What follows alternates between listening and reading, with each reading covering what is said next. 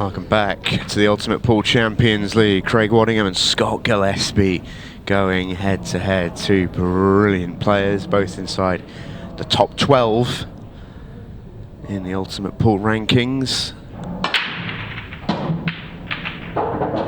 And they throw down here in a crucial match for qualification. Winner of this one will take control of the group.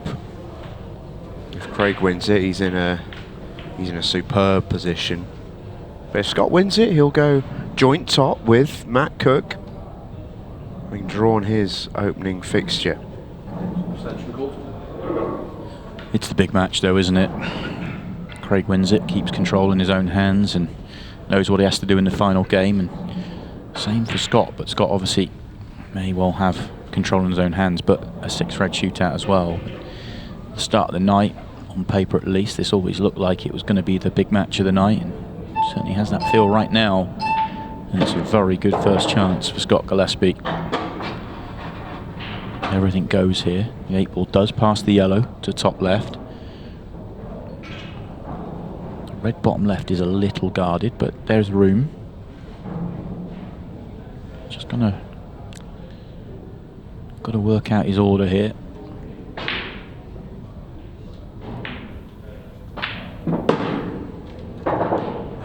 You want to be getting onto the 8-ball from the bottom of the table, so clearing the ones at the top first makes sense.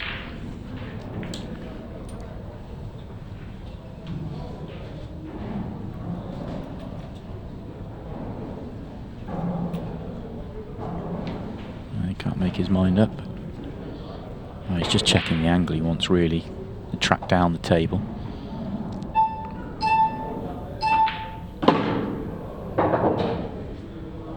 Doesn't really need to track down too low if he doesn't want to. He could just track in line and take the red to bottom right.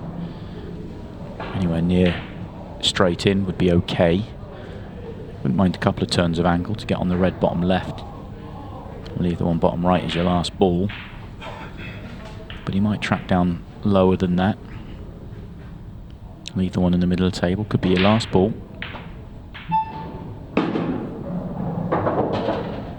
Yeah, I quite like the way he's gone here, because he's played for bottom right because it's the best angle to get across for the one bottom left.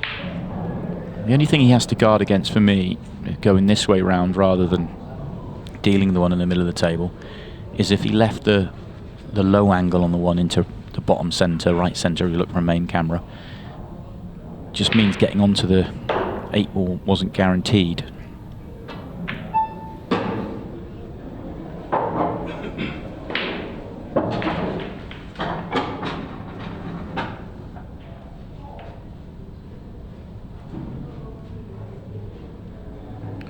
Take being back to pretty much exactly where he is now off this shot. It really depends on it. As long as that's a fully open pocket for the 8-ball, I think I'll just take this to the top right now and just leave the angle to come across to the left-hand side of the table. Just take all the yellows out of play.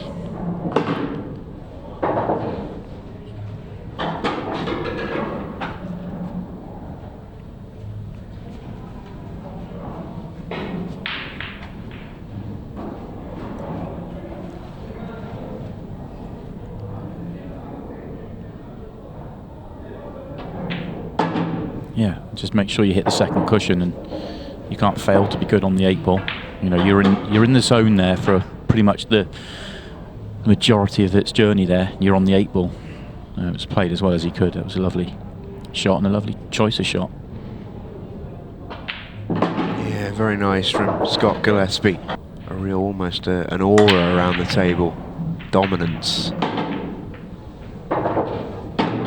Yeah, and I think they both back their potting ability. I think that's the way their patterns work, is that they're willing to leave themselves certain shots that other players might try and kind of make life easier for themselves and get better on, but they're always going to back themselves to make those shots, and it works so well for them.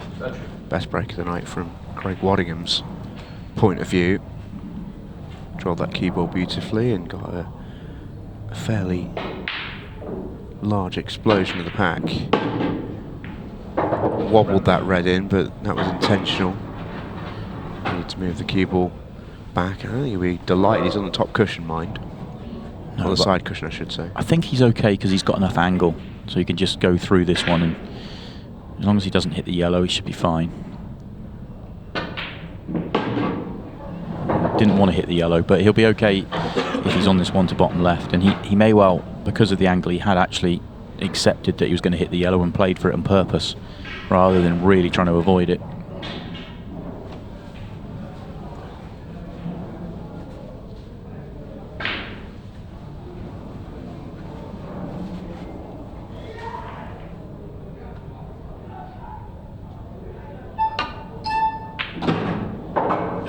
Straighter on the plant, the better. Just off straight.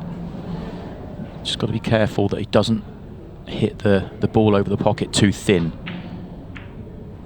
Oh, he's gone the other way to make sure, and it's a slightly careless one from Craig.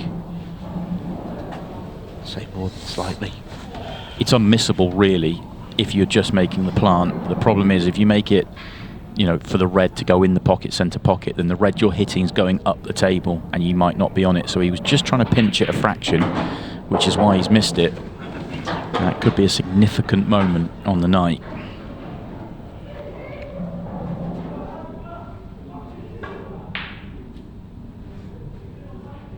No real reason for Scott not to get out here. Got the one on the cushion, obviously, but to be honest, it really wouldn't be the worst last ball, depending on how he wants to work it. Could take the one right centre now and get it out the way early as well. The reason I say it wouldn't be the worst last ball is that the 8 ball goes top left. But kind of taught us players to get rid of your hardest ball as early as possible, so it kind of makes you want to go for it now. And he was perfect to get onto it now.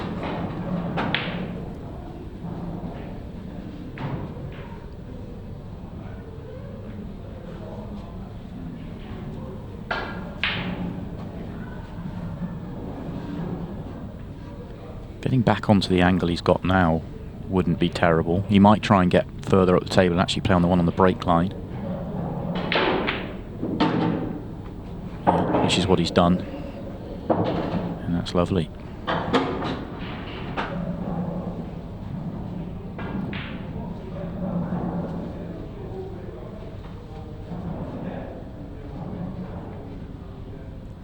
Looks like he's eyeing up the one to top left, and then he's got the gap, but I suppose that's fine as long as the yellow on the break line passes the red. But I was thinking the one on the break line now, and then you got the one right centre, and the one he's playing now becomes a really nice last ball for the 8 ball. It doesn't really matter, you can work this a number of different ways round. It's just where you see it slightly differently. The reason I like the one he's just played his last ball is because he could have got to where he is now comfortably. The 8 ball doesn't go left centre, but goes to every other pocket, so many different ways to go around it.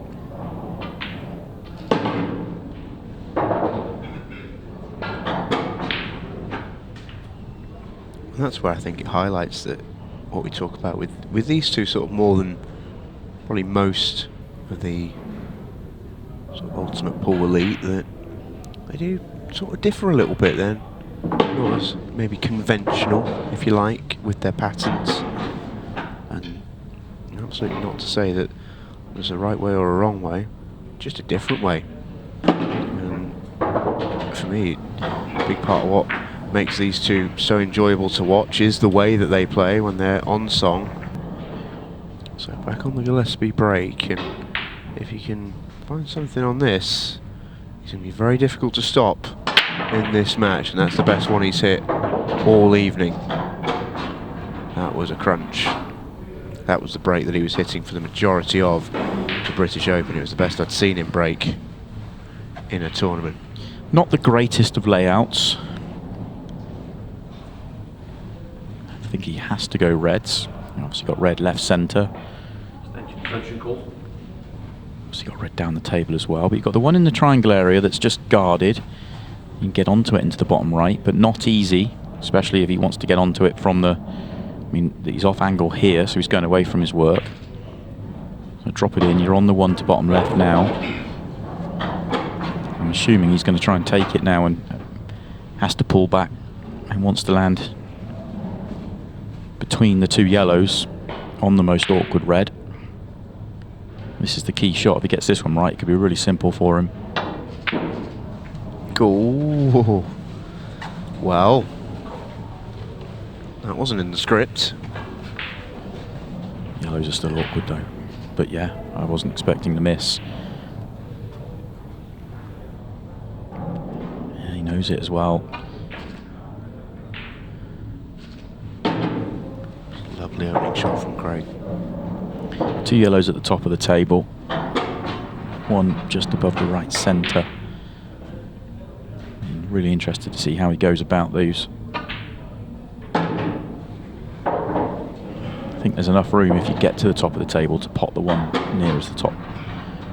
Yeah, that's what he's just coming up to have a look at now. Problem is, how much room will he have to get the cue ball back out?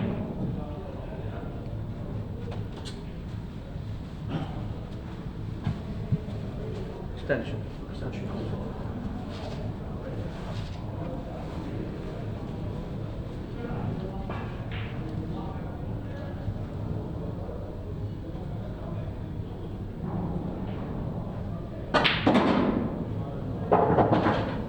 Did he get there?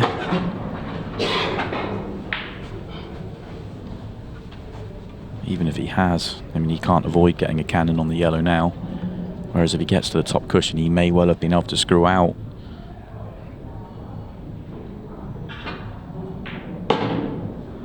He'll take that. He'll be happy. Yep. Controlled it pretty well. I think if the yellow passes the 8 ball, the one in the open, to the bottom left-hand corner, he may just play to drop the other one in the middle. Or take it long, which looks like his choice.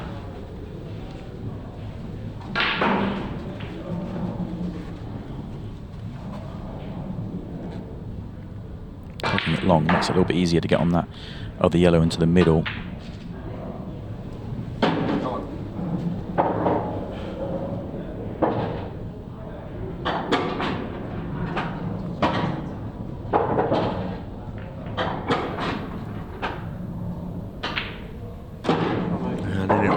For Craig Waddingham, that was a crucial frame to win. Amazing how quickly things can run against you. 8 ball went close there for Craig Waddingham, but having hit his last break so well, that wasn't quite of the requirement there. Oh. Didn't really explode on him, but he's controlled the cue ball pretty well all night, barring the first one. We talked about Matt Cook trying to chase a finish when he was 1 frame in front, when it was a messy layout, and question whether it was the right decision.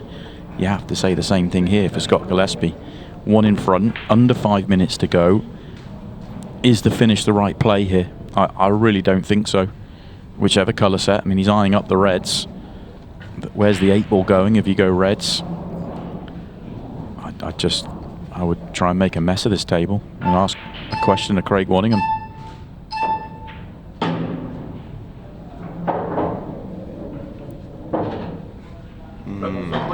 I can see him getting to the 8 ball, but does the 8 ball double?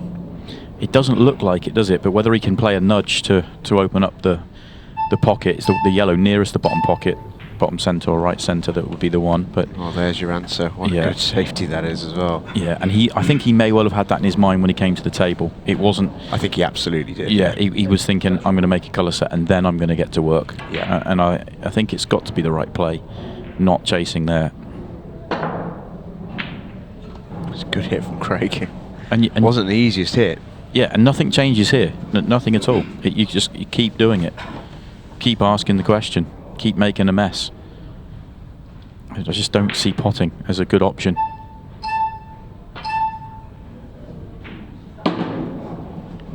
I know he's potting here to get another good snooker, but you want to keep as many balls on the table as possible.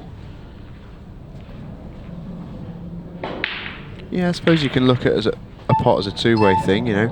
It's 15 seconds off the clock as well. Where's he going here? Well, you can't run the clock down enough not to leave Craig enough time to counter. If you were going to go defensive, you'd play on that shot, surely. Yeah. Now he is pulling back.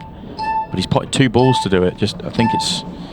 I mean, yeah, he's got the good snooker, which is obviously really important going the way he went.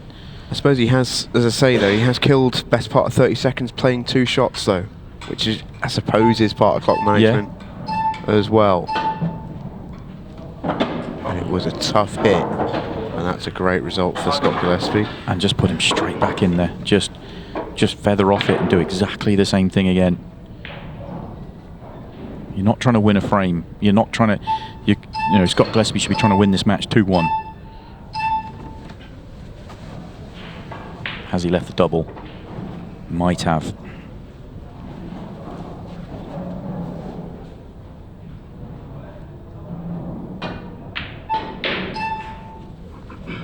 Not quite for Craig Waddingham. Will that be the last time he gets a good go at a shot? Maybe. Yeah, he should be able to easily put him straight back in a horrible situation here. Yeah, this is really good from Scott. Okay, I know he left half a chance there on that previous one, but this is definitely the way to play. Well, it's the direct contrast to what we're talking with Matt Cook against Cole Bedford.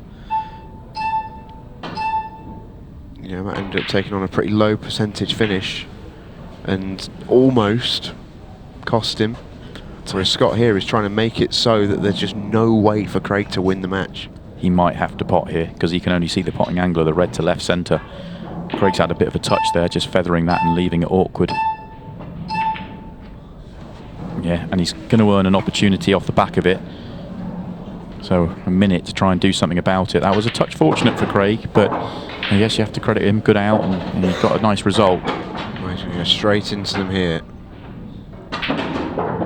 Oh, that's not a good result. It really isn't. And again, it comes down to Scott Gillespie's play. He's not tried to move those away. He's tried to leave a mess on the table. So even if Craig gets a chance, it's a hard task to solve it. I wonder if the yellow that's sort of out, if you like, if it goes. I'm guessing it doesn't because the Craig just tried to move into him again there. Yeah, and he's got no time. He can't allow Scott back to the table, so yeah. It should be that. Just has to play 1 shot and not foul. Well, even if he fouled, as long as he doesn't pot the 8 ball, it's fine. Yeah, it's a frustrating one for Craig, and it's not easy to be in that position where you know you're almost, you know, trying to run up the travelator really, but you know, Scott's played that game beautifully. He got himself 2-1 in front and did what he had to do, and the Scotsman is in a great position. This group is wide open heading into the final fixtures.